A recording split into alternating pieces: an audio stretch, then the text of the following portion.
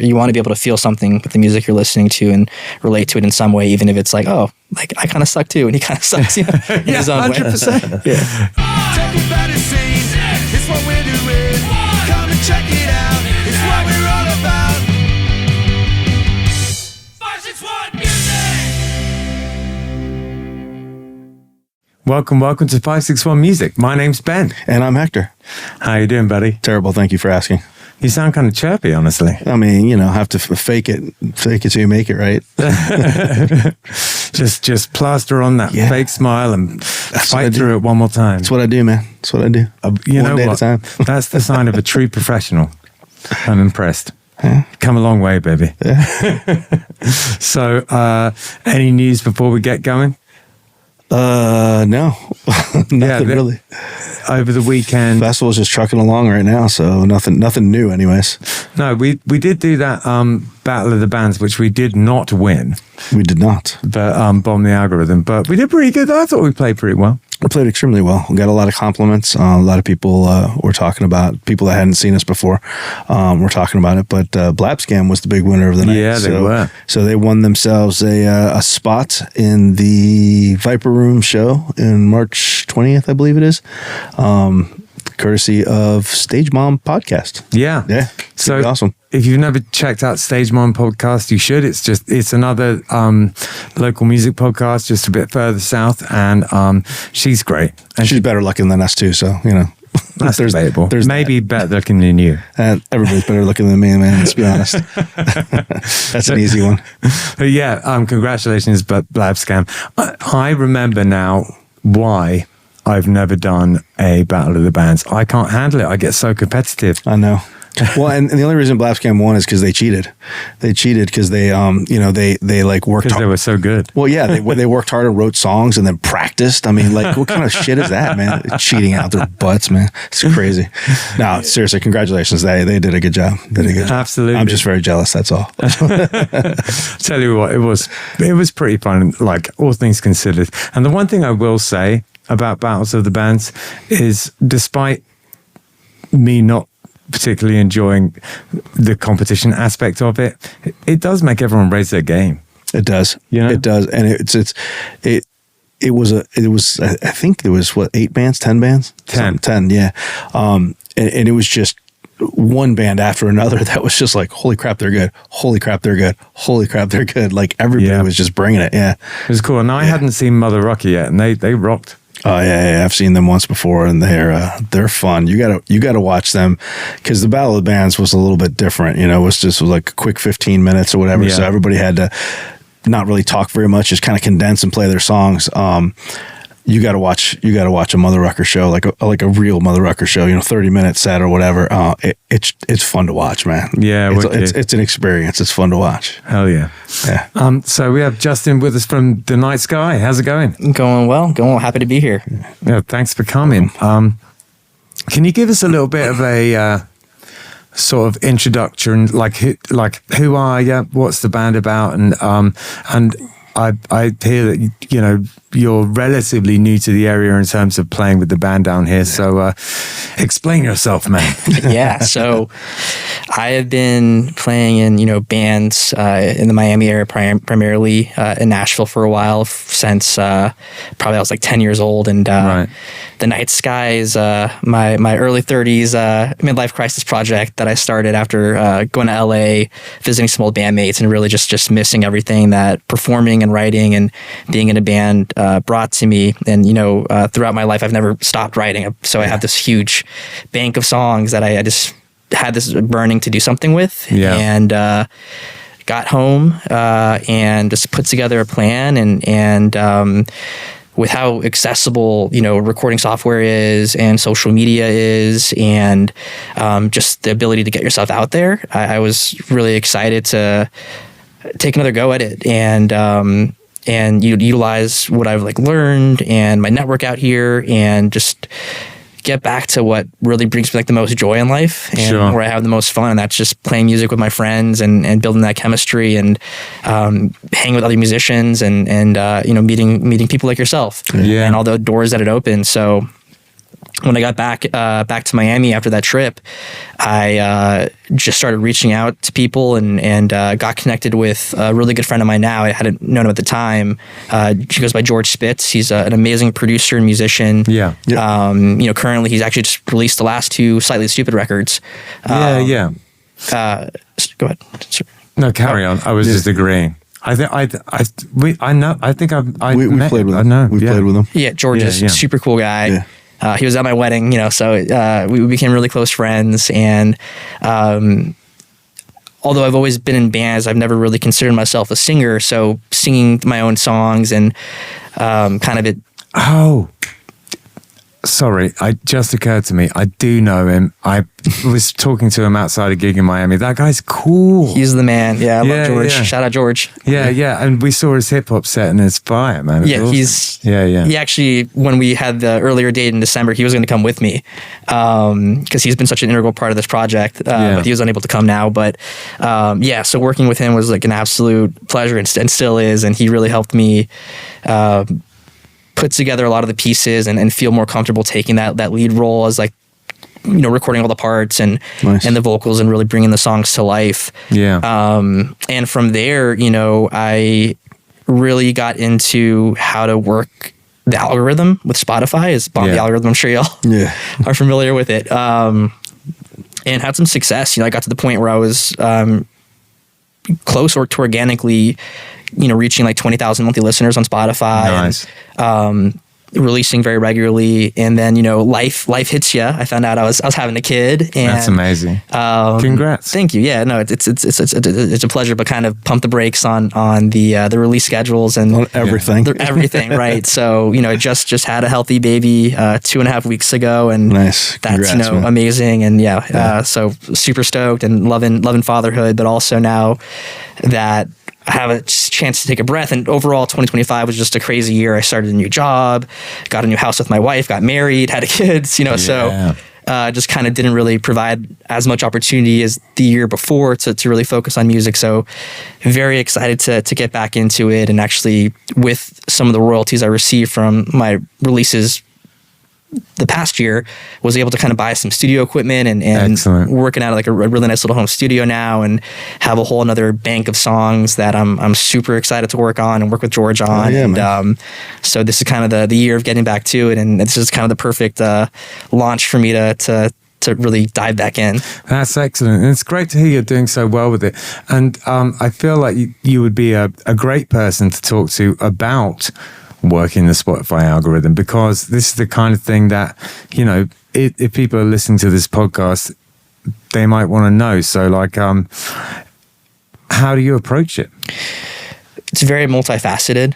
I think there's no like one size fits all approach to it. No magic button. It takes a lot of ingenuity and hard work, and I think there's a lot of traps out there too, where folks will say, hey, give me $1,000 and I'll get you 10,000 streams, and often that'll hurt you more than it'll help you. So I think it's really about finding a couple different avenues that work in tandem to really help drive that, and then in turn letting Spotify or whatever streaming service, for most folks it's likely going to be Spotify, the primary one, do the heavy lifting, but really just kind of getting that ball rolling, and you can really make it snowball. And that's kind of the approach I took, where I knew with my first few releases, I started from like 0 monthly listeners, right? And a brand new artist, a brand new page, didn't really have much of an Instagram presence, or hadn't been playing shows at that point at all. It had been 10 years since I'd been heavy in the music scene, right? Since I had been in bands, so I didn't really know a lot of folks to get the ball rolling again. So you want to be careful about how you go about it. I think the main tools that helped me were understanding the Spotify playlists and how those can help launch you. And then prior to that, what can you do to really get picked up by those? So what worked best for me, and some of it's going to cost a little bit, some of it's going to be organic, but one is finding the right playlist, user-generated playlist to be on, and I think Submit Hub was a great tool for that. Groover was all right.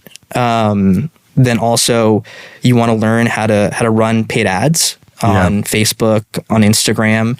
There's a lot of agencies out there that you can pay a hefty marketing fee to, but they'll eat like 3/4 of your ad budget. Yep. So I think it's really empowering if you could spend a few hours one weekend just learning how to run those ads yourself and create those assets. And, you know, you're going to represent yourself the best.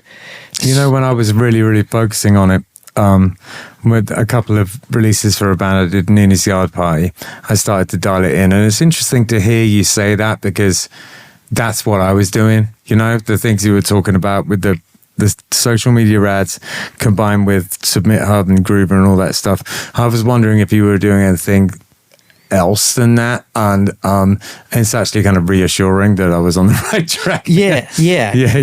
And the only other thing that I think I did outside of those three things was, you know, just posting. And I think that's another kind of trap where there's a lot of folks that are, you know, hey, you have to do what everyone else is doing, and this piece of content's really working, and that in itself, like, you're not going to stand out at all, and you're going to lose the passion for it. And it was a lot of trial and error. You know, when I first started posting, I wasn't having fun with it, and it felt kind of, you know, cringy in a weird way. And it kind of made me want to step away from it a little bit. Yeah. But what I found, and especially when I started playing with the band I had in Miami, which loved all those people and missed playing with you guys, was just getting some genuine live clips of us in band practice, and like the funny moments that would happen candidly, and the errors, or even like the cool moments, and kind of I found like a really cool way to capture that, just filming the whole practice and clipping it, and you know, subtitling it, and spending 10 minutes on you know, Canva or whatever, making it look nice.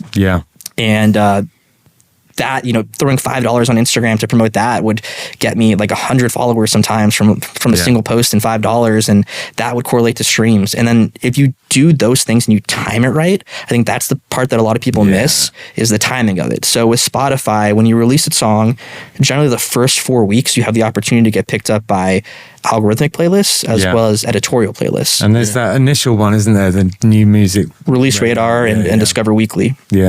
And Discover Weekly, I think every Monday, so like the Monday after your release, you have the opportunity for it. And then Release Radar, the Friday after your release, you have the opportunity for it. So if you drop your song on a Monday, because sometimes dropping at the beginning of the week or a Tuesday is going to give you the most runway to have success with the algorithmic playlists. You drop it on a Monday or Tuesday, and you have pre-registered a few Submit Hub playlists or Groover playlists that maybe aren't going to get you a whole lot of streams, but as long as you have something going those first couple weeks, that's what's going to get you on the algorithmic playlist. Right. And if there are playlists that fit your sound and that people are actually going to listen to and like and be repeat listeners to, because those are kind of important metrics on Spotify, are people liking your songs? Do you have repeat listeners? Are folks engaging with your music from months ago? All those kind of score you.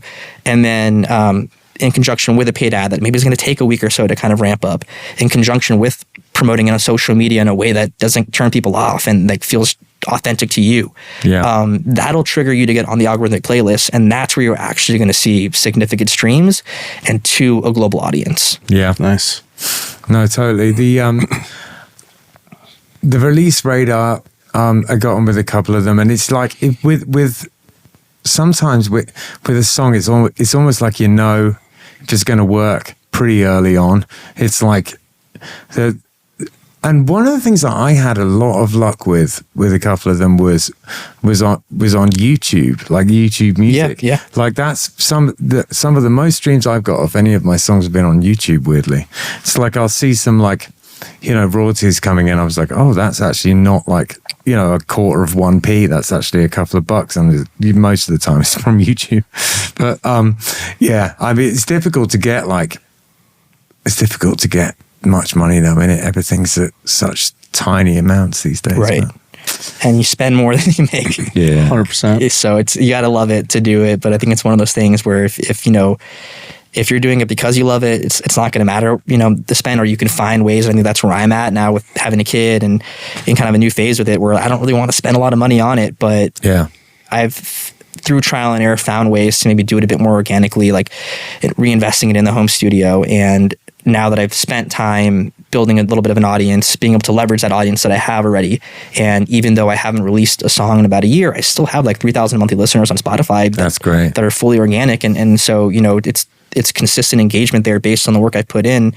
And so consistency is another piece there. Whereas I think the reason I was able to eventually get to a higher number of streams was because I was releasing every couple of months and kind of staying true to that formula, even though for some songs it'd be a total dud. I'd have a song that I would love, and I'd like, this song's going to be great. It's going to do as well as the last one. And I'd be like, 3,000 plays in 6 months, and that's nothing to sneeze at, right? That's still great, and I appreciate every listen.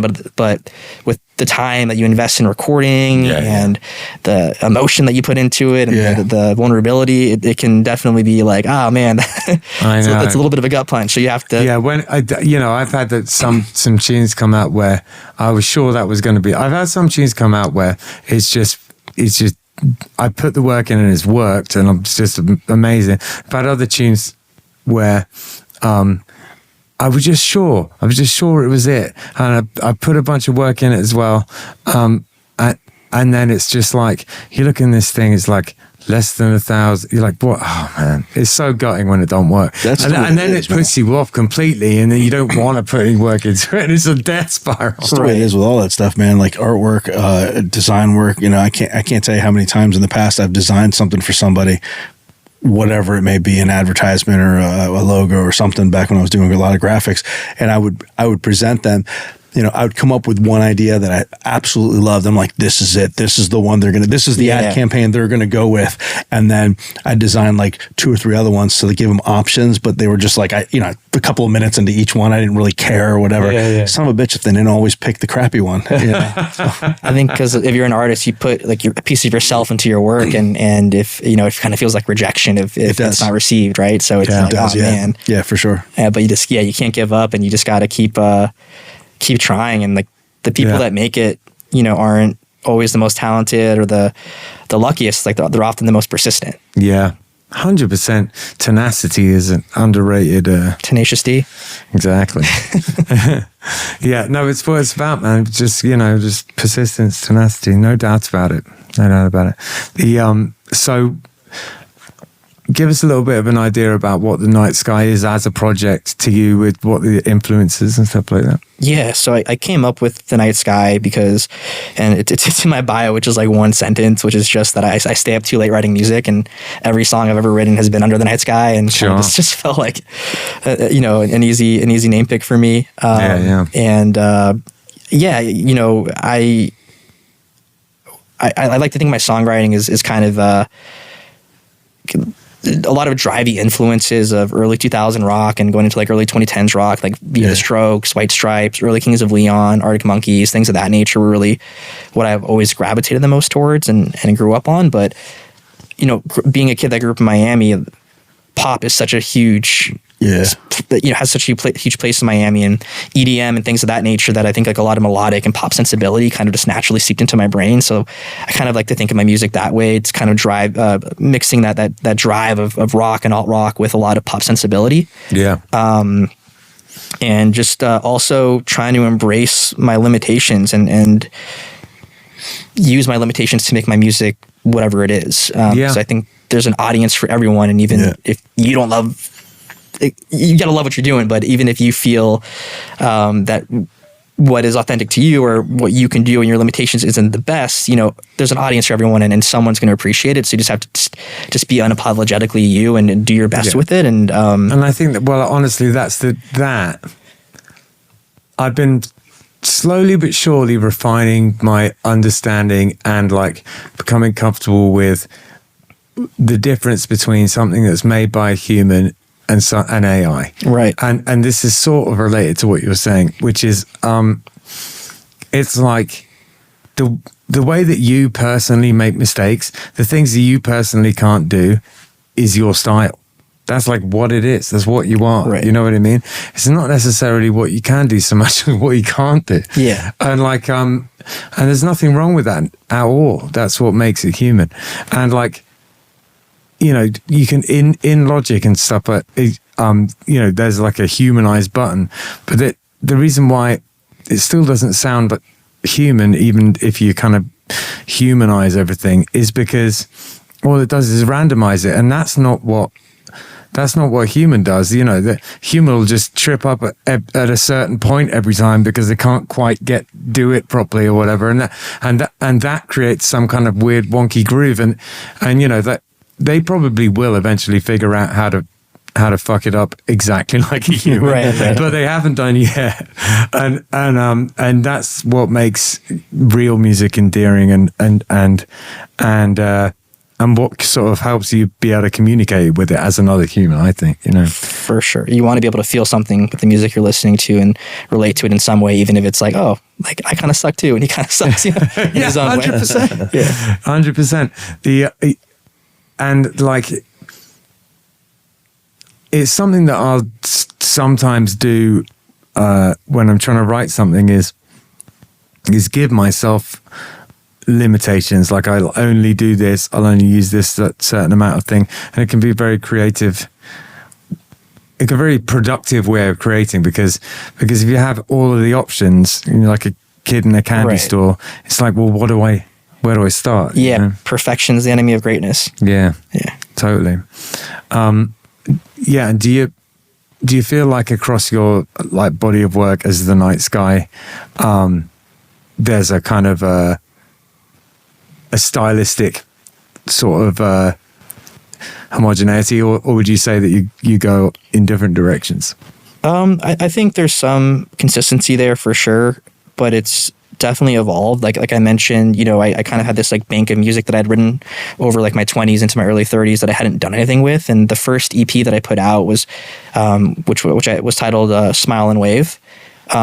Was very much emblematic of like my early 20s into, you know, my mid 20s, and even were songs that I wrote when I was like 19 that I never did anything with, and I think it has like a little bit more of like a youthful optimism to it, and like Smile and Wave is just very much representative of like, I guess, my approach to life, you know, to smile and wave at shit and hope for the best, right? And then the second EP, which I guess it's still a group of singles, there's one song that I got to meet up with you, George, that I have to finish, that we have half done. That's the last song on that EP that has been lingering there, but that one I think has some more mature themes, and I think the sound kind of evolved too, and more representative of, you know, where I was writing a year ago or so, and I think is a little less, a little less consistent in being like a true rock album, and has a little bit more like singer-songwriter elements to it. Cool. And then what I'm working on now is taking on a life of its own too, kind of going back to like the limitations, knowing that I'm doing this in my home studio, and it's kind of just me with some input from friends and, you know, folks that I trust in my circle. Has a little bit more of a DIY lo-fi feel to it, and I'm having a lot of fun with that. So I think it's certainly evolving, but I think the thread of like me is still, you know, present through it all. So one of my favorite records is it's just like a 4-track album that this guy Chris Murray is like a solo ska performer. It's just acoustic guitar and voice, and occasionally some percussion instruments, and he did do it on a 4-track, like on purpose to give it that sound, like a tape one, and you know, it sounds like shit, but like in just the right way, you know what I mean? Right. It's great, and I listen to that all the time, and you can get so caught up with these things, and it is, I think, like incredibly well produced music is wonderful, but it's not the only way to do it. No, far from it, you know. A flavor for every season, right? Yeah, totally. So you're looking to sort of put a band together with this. Have you got some ideas on who that might be at this point? No idea. So if anyone's listening and watching and likes the music and wants to hit me up, shoot me a note on Instagram, and let's talk, because I'm excited in the year of 2026 to get a band back together. And Miami band people, I wish I could still be you, but you know, can't do the 3-hour drive every night anymore. Well, Hector and I are in too many bands. Don't join us. Don't tell me what to do. But we are both quietly sitting. We're both quietly sitting here thinking, "Oh, maybe we should." Could always use a sax. You're not wrong, sir. It's nice. It's a nice point to be at. You know, like where you got the got the music, and it's all right. Out into the world we go. I'm kind of jealous, honestly. So it's cool. Have you written any songs about the new arrival yet? Actually, the one song that I'm like most excited about right now started as a little bit of like a lullaby for the baby. Nice. And it's I kind of fleshed it out into like a full tune, and it's pretty catchy. I'm pretty excited about that one, and it definitely kind of falls into like I was saying, that more lo-fi feel, a little softer of a song. But yeah, it's an earworm, so I'm excited to get that one recorded. What were you doing in Nashville? So I had a band in college. I went to FSU and had this band called the Vinyl Kicks, and I think they're still on Spotify. If anyone wants to go in deep into the lore, into that archive. And I had some great band members, and we this was like 2012 probably. We had a pretty good fan base in town, and we were doing some butterfly tours across the Southeast, and got to support a few bands that we loved. Like we got to open for Cage the Elephant at one point, and yeah, cool. Grizzly Bear and a few other bands, like being kind of one of the more popular bands in a college town.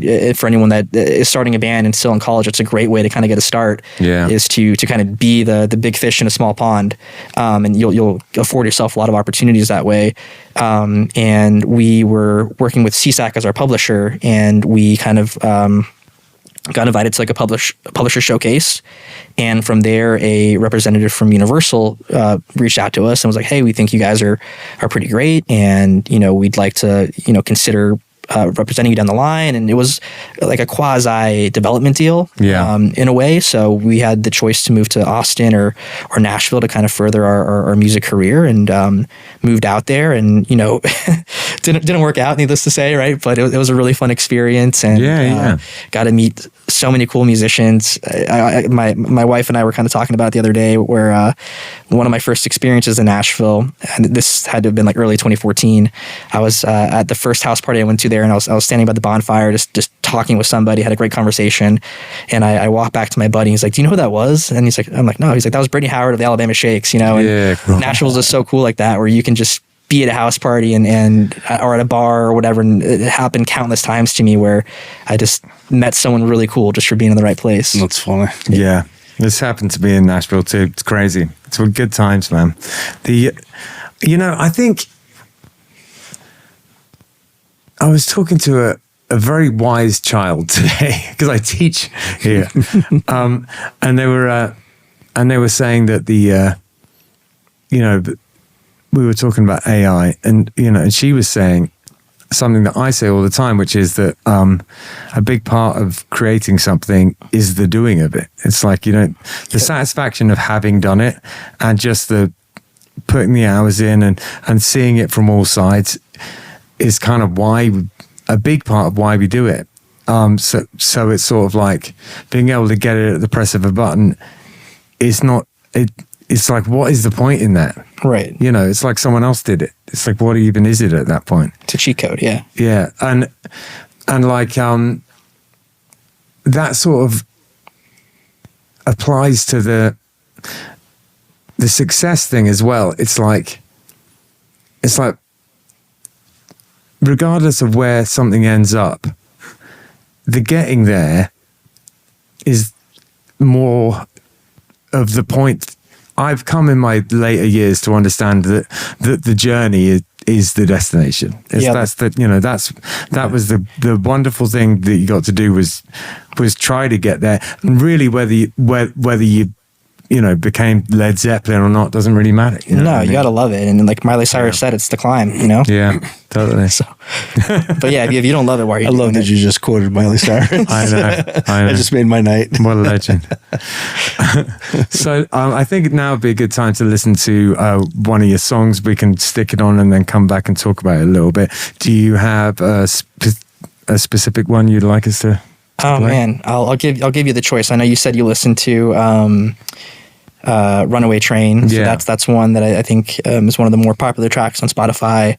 But another one that I think, kind of going back to like having a little bit of a different thread of the songs I read was Bittersweet. It was one that was a little more personal to me, and I think that I enjoy personally a lot. Well, it's going to be that one then. Let's go with Bittersweet.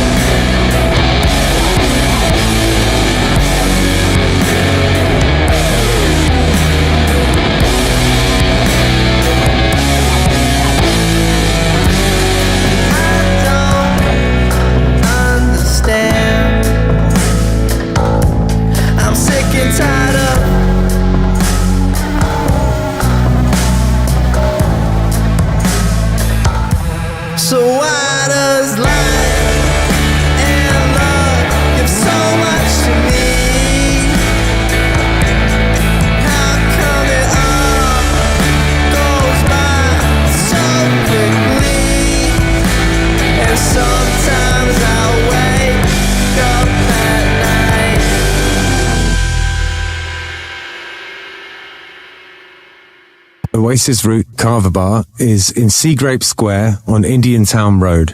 And it is a kava bar. If you don't know anything about kava, it's a Polynesian root that you grind up and you mix with water. And it has been in Polynesia for potentially thousands of years. It's an old thing that they used for kind of ceremonial and also sort of leisure purposes. It's meant to be something where, that brings people together. You will take a shell of kava and chink them together and say bula and have it together like that. It's meant to be something to bring people together.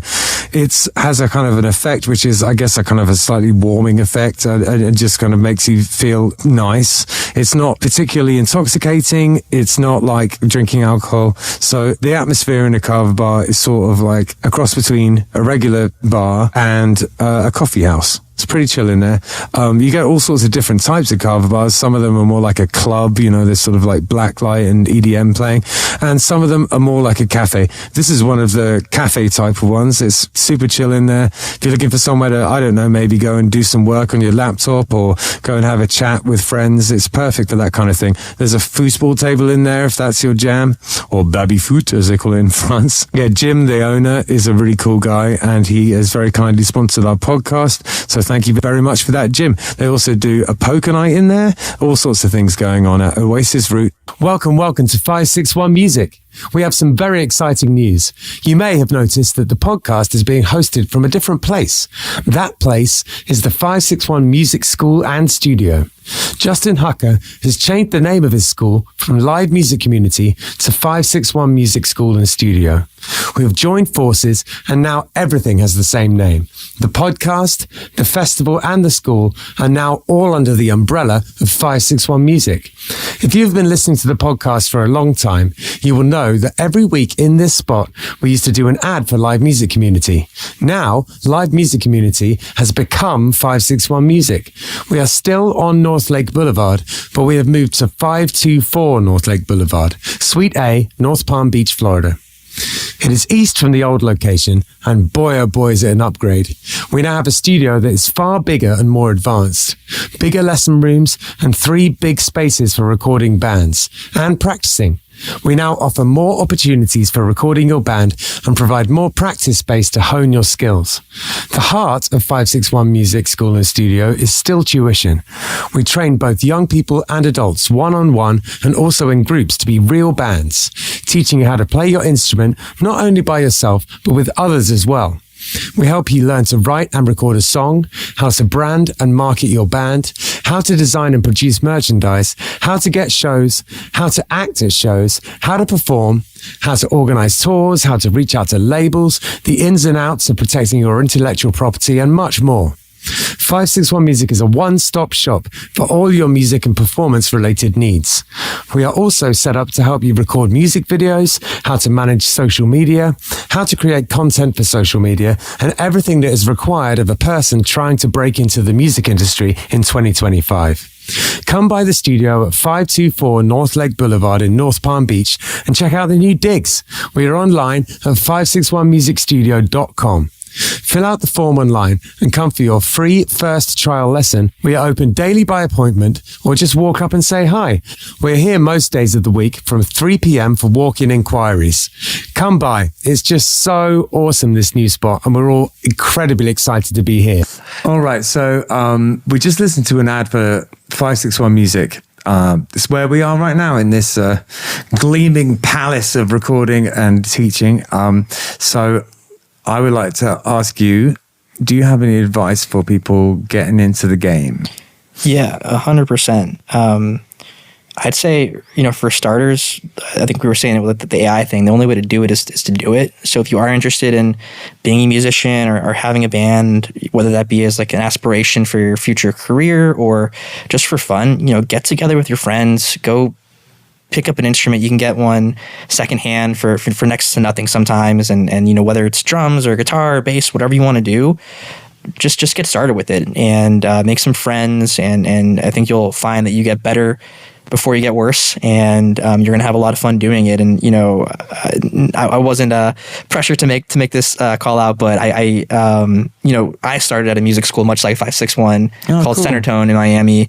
And that's really where I felt like I was enabled to start writing songs and making friends, and it really opened a lot of doors for me, both socially as well as like technically for music. So definitely hit these guys up, or wherever you're at. A great place to get started is in a community like this.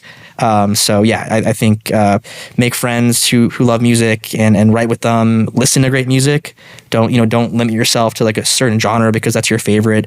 There's great music everywhere, and I think being able to pull from multiple influences is a very powerful thing, and is going to make you have your own unique sound. And always be a student. That brings to mind something that a friend of mine always used to tell me. At the time, I was really into sort of obscure hip hop, like stuff on Ninja Tune records and things like that, like kind of like backpacker, sort of like student hip hop. And I'd always say, this is the best. And a buddy of mine would be like, yeah, but you can't write the kind of music they make by listening to them. They listen to like Biggie and Tupac and like Jay-Z. They listen to the greats, it's important to go digging back into the stuff, the formative stuff.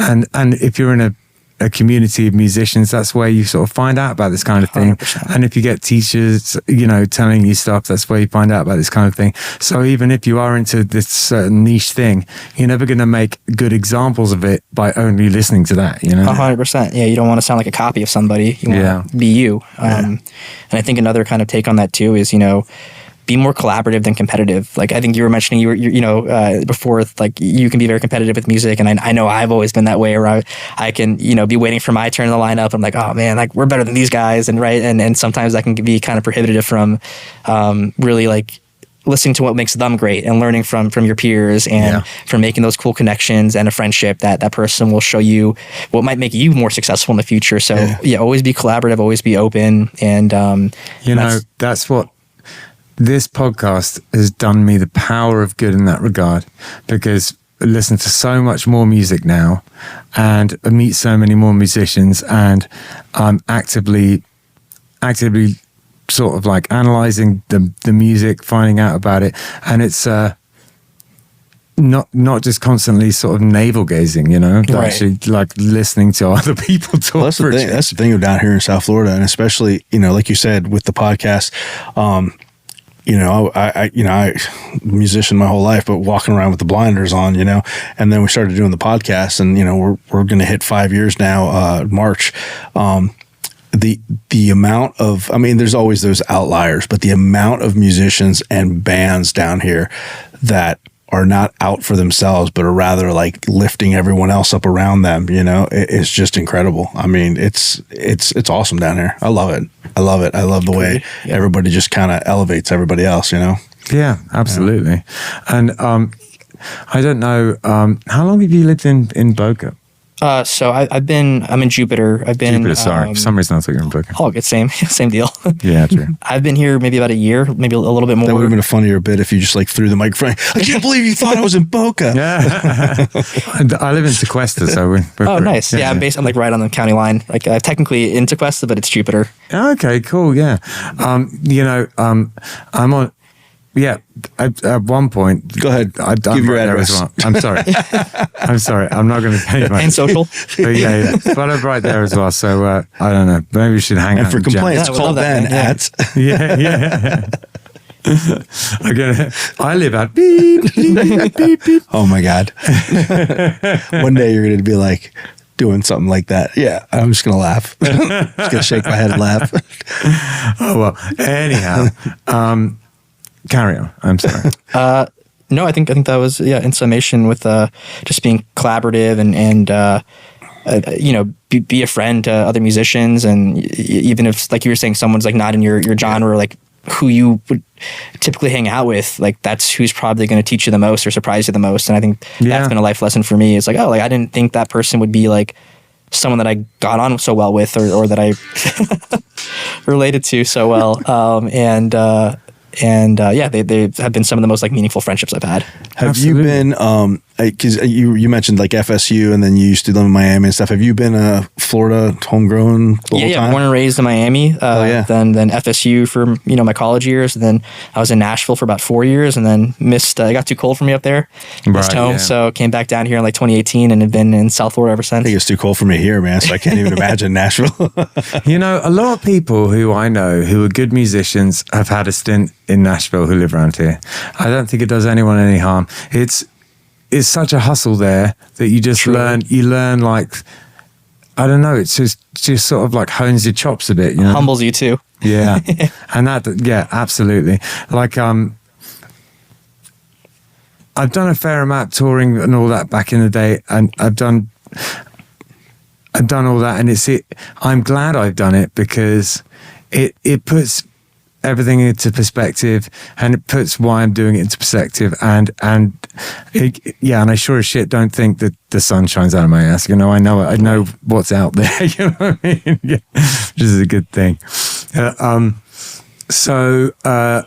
We listened to Bittersweet, and it is exactly that. Firstly.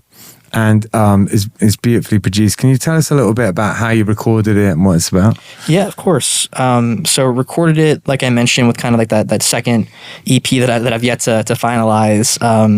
Just focused on maybe some more mature themes from like my later 20s into my early 30s, and maybe diving into like some of the more realities of adulthood and kind of like the moving away from like that youthful view on the world a little bit. And I think Bittersweet definitely encapsulates that quite a bit, where the focus of the song is that life can be both beautiful and hard at the same time. I think in the chorus is why does life and love take so much out of me? Because I think sometimes the more you give to life and the more you put yourself out there and the more you do, like we were talking about the vulnerability of putting music out, right? Like the more you try, sometimes the more it wears down on you, and it can be a battle to keep going, but then you have a moment that kind of makes it all worth it. Yes, I think that's really kind of the key takeaway there is it is just taking the good with the bad and enjoy the as much as you can those beautiful moments, and just know during those hard moments that there's going to be there's going to be the light then a tunnel at some point, and life can be bittersweet. Yeah, and like slightly perversely learning to appreciate the hard times. Yep, and understanding that hard times are still times. They're times to be learned from, and and unless they are particularly hard, there's almost a way you can enjoy them just for the how much they make you feel, right? And growth too. And I think I do my best writing during my worst times, right? So there's always and that's thank goodness for music too, and that like it's been that consistent outlet or way to process things. And writing Bittersweet was how I processed a hard moment in my life, and also reminding myself that hey, like there's plenty of good in your life too. Yeah, I remember. Mark Maron. It might be illegal to talk about Mark Maron on a podcast. It's sort of like the snake eating its tail or whatever. But I remember I was listening to him one time, and he was he went through a little period where he couldn't stop crying, and it wasn't after his partner died. It was before that. He just went through this period of just not being able to stop crying, and I think I can relate to it because into my 40s, I've become so nostalgic and emotional. I can't describe it. It's just like I'm starting to get like a much more realized understanding of my own mortality, right, and how important and like each moment is, and like and the people that you love are, and just trying to sort of live in the moment, and like I'm drawing a lot from that at the moment. Just the fragile and very temporary nature of happiness and beauty, and how it's it's not going to last forever. So you got to right, grab it while it's there. Just be present for it. Yeah. Yeah. That's been a big theme with me the last month or so. I'll be sitting at the kitchen table and I'll just like burst into tears about something.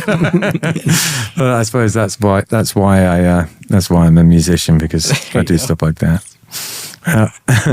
So when it comes to recording it, I'm curious about how that was recorded. Like, and I really like the sound of the guitar. What sort of guitar stuff did you use? Yeah. So it was DI for the guitar. Yeah. But I used a Guild Starfire 5, that's just a semi-hollow that I have that I really love. It's kind of like warm, and it kind of has like a little bit of a sadness to it too, you know? Yeah. Which kind of fit the overall theme. But I think a lot of what gives the guitar its character in that song is also kind of like how it's played.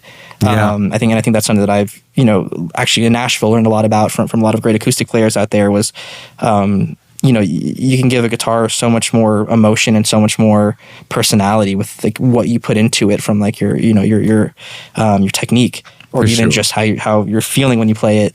So I think with most of my songs, and not all, I always try to be able to write them acoustically. If I can make a song sound good just with an acoustic guitar, sitting by myself in my bedroom late at night under the night sky, right? It's probably going to translate well enough if it has that good skeleton once I start to flesh it out and have more ideas. So, I think my wife and I were just sitting in our patio one night, and I just started playing that initial little riff, and kind of just felt the song. It's one of those songs that I wrote like in 10 minutes probably. Yeah. Kind of just came out of me, during that period of my life. And when I brought it to George, I think he immediately kind of saw the direction I was going with it. And he came up with that drum idea in the beginning, which is a little bit more of like an industrial sound. Yeah. That really, I think It's adds. a real choice. Yeah. It's like, that could easily have not been there, but it would have been a huge loss, Yeah, exactly. It adds like a lot of cool character to it. And it's a cool way to start the song, and I think is an attention grabber, and the bass component of it. I started off as a bassist. Right. That was my first instrument and probably my favorite instrument to play. So I just had a whole lot of fun just from that kind of guitar skeleton, riffing on it, and I really love that bass line. It's nothing too crazy, but I think it just kind of fits in the pockets really well. Yeah. And we got that warm kind of punchy tone to it. Hector's a bass player, and I have a huge amount of respect for the bass, and just finding that sweet spot of like, you want it to be interesting, but the thing that you want to be interesting about it is that it's just right, and it has like character, but it's not overwhelmingly the only thing you can listen to. You know what I mean? It just wants to be in there, fit perfectly, groove right. I like the way that the bass is it's as much like a rhythm instrument as it is a melody instrument, as it is underpinning all the harmony, as it is very important. I read somewhere, I couldn't tell you for the life of me who it was that said it, but somebody had quoted something about if people can't pick out the specific bass line or something, then your groove is just right. That's awesome. And I think kind of I think a big part of an influence for that song, and just for me as a musician and a bassist, early Kings of Leon was one of my favorite, groups growing up, and their later stuff I haven't identified as much with, but the first, 3 or 4 records I really, still to this day, love dearly. And Jared Followell was a bassist that I really, admired and loved his style of playing. I think what you were saying of the bass being a rhythm instrument, but also able to be melodic, I think is something that he always did really well. And tone too. Bass tone is because if you have this like a very flat, like, bass tone that doesn't really have character, it works in some songs, but in other ways it kind of can sell the song a little short. So I'm always surprised when I'm recording how much mids you need to get it to cut in the mix. It's always a lot more than you think it should be. Like I'll find myself like scooping the mids up, having recorded it and thinking the sound was beautiful when everything else is going, just to get it to be there. It's it always surprises me that. And there was one other thing. Oh yeah. I have one Kings of Leon story. We played at Reading Festival in like 2007, something like that, and with my band Sonic Boom 6, and we were on before Kings of Leon, and it was just so funny how small our gear was in comparison to theirs. Yeah. We felt like ants going onto the stage because the cabs were giant. They had like the techs had techs, you know, the drummer was on this giant riser and we wheeled all our gear on these little things. I was just like, are we even like a band in comparison to that? Like it was so funny. I just sort of like felt like I was in giant land. So yeah, there was a little, it was talk about being humbled, you know? Yeah. Yeah. It's funny, man.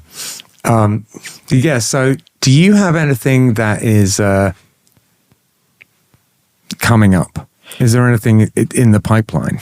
Yes, for sure. Like I mentioned, I have that one song with George that it's called Hyena. It's written, it's done. It's just I got to add vocals to it, which everything's written. I just haven't had the chance to do it. So that is something that is, you know, the next few months here, a huge goal of mine to get back in the studio with him and get that finished. And then I have another like 5-song EP that I have written that I'm gonna, you know, at least initially self record at home and then work with George from like a mixing mastering perspective. That I you know, I'm not going to put a timetable on it per se, but that's something I'm working on as of, you know, probably going to this week is I have all my new gear that just arrived. So getting that all set up and yeah. Do you know how to use it? The gear? Yeah. More or less. Yeah. Yeah, sick. You know, self-taught for sure. But I've been messing with recording software for quite a while and yeah, cool. You know, kind of going back to like my limitations, right? Like kind of making a cool sound out of it. But I'll send it to you guys and let me know if you have any feedback because you know, always be a student, right? always kind Absolutely. Yeah. I'm always sending my mixes to all my mates and being like, what's wrong with it? You know, and there always is something wrong with it. Yeah, exactly. When you're bringing your songs to George, when you're recording stuff like that and you're bringing songs to George, are you bringing them just like an acoustic rendition of something, or are you bringing him something with a few different instruments on it and kind of in a direction? A little bit of both. I've had some songs that I kind of had some fun with and was super proud of my work on Logic and I'm like, hey George, look at this. And he's like, cool man, we're gonna start from scratch. Cool, but we're gonna change everything. Yeah. And I've had some things that, you know, I wrote one night and was super excited about it and sent to him like the next week we're in the studio and kind of writing the other parts on the fly together in the studio because we have such good chemistry like that and I trust him so much with, you know, he gets the sound and so a little bit of both there. I want to get to know George better. Watching him play, he's such a fluid and just he has the wisdom of like a seasoned musician. You can just tell he knows what he's doing so well. Oh yeah, he's the man. Yeah, I'm very lucky to have a friend like him. Yeah, totally, man. We were playing with the Fishbone, Angelo Moore, the singer from Fishbone. Oh yeah, he was at that show. Yeah. And we were on like between him and Butterbrain and with Angelo. It was a fun night actually. It was awesome. That was fun. So the other thing I wanted to ask you was, and it was related to, that was it. Do you ever purposefully write a certain type of song that you think will work well on Spotify? The reason I ask is because we got into the kind of, getting to know the algorithm and it was something that I was thinking to ask you early on in it. Now I suspect you're going to say no, but at the time I was like, oh, maybe he does. No, yeah, I don't think I've ever like written a song with the intention of it being like good for social media or the algorithm. I think the only, I guess, in that train of thought that I've ever really had is like, I'm not opposed to a song being short. If I write a song and like, I'm not going to sit there and be like, okay, like I need to add a longer bridge, or I've had bandmates who are like, hey, we have to extend this or add an intro. I'm totally cool with the song being like short and sweet. Yeah. One, because like I have enjoyed songs like that and I have a short attention span and I kind of like to write something and not overthink it. And two, like, selfishly from a algorithmic standpoint, if someone likes a song and it's catchy and it's a minute and a half or 2 minutes, they're likely to play it 2 or 3 times, and that's only going to help you. Yeah. So I think that probably be the only like avenue that I've ever had that thought. So what's your sort of cut-off point in terms of shortness? Like, have you done like minute and a half songs? I've definitely written them. They never end up like being that length when I record them. Yeah. I think George kind of pushes me to. What's your shortest song that you've released? Probably like just over 2 minutes. Yeah. You know, so, well, I always consider it when I have a tune like that, but then I always end up like adding a bridge and a double chorus to stretch it out. But maybe I just shouldn't. Yeah. I think it like there's Dracula's, not Dracula's Wedding, the Symposium. They have this song called Dracula something. I forget the name, but it's like a minute long, and it's one of my favorite songs. And it's great. If you haven't heard it, definitely check it out. Do you know those Fat Records 30-second song compilations from back in the day? No. It was a thing that they did. I think it was for charity. I can't remember what the purpose was, but it was like all of the Fat Wreck bands submitted a 30-second song, and then there was a label in the UK who did a similar thing, and we got to do one. Writing a 30-second song is so fun. True. Just trying to make like the perfect 30-second song is just so awesome. And that's probably like a super cool exercise for any like songwriter or like aspiring musician, especially like in the age of social media where it is like 30-second clips, right? Just to, even if it's not something you're going to release or record in the studio, you can just do something acoustic or with your friends in a garage and just do a 30-second clip like that could go viral. Totally. And I think that also getting back to sort of what we were talking about, people getting into music and how to get into music. If I got a couple of things today, I don't usually sort of chime in on that, but one is if it sounds good, it is good. Don't worry about anything beyond that. If it sounds good and other people think it sounds good, it is good. Release it. It's fine. The other thing is there's no rules. You can release a 30-second song if you want to. It's if that's what you want to do. There are really no rules to all of this. The only rule is, do you like it? And is there potential for other people to like it? That's really it at the end of the day. There's so many different ways you can go about it, I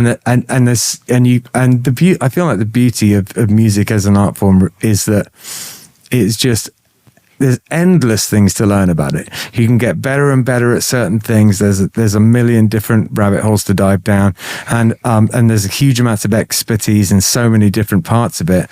But you can also do something super simple, and that's music too. And it could be wonderful. So I just think if you're worried that you don't know anything, just try doing anything. It'll probably be good. 100%. Yeah. Anyway, I think that's it. Do we need to tell anyone anything? No, All right. Nothing major. Well, thank you very much for coming on. And we'll be back next week. And go and listen to The Night Sky.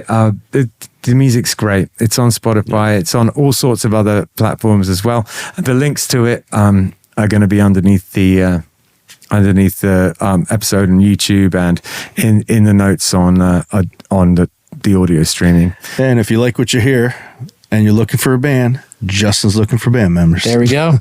And you better hurry, otherwise Hector and I are going to end up. Yeah, for sure. Love it. For sure. Before this airs, we're going to be Band practice right now. Yeah. We got band practice next. All right, see you guys. See you after that. Thanks all. Take a better scene. It's what we're doing. Come and check it out. It's what we're all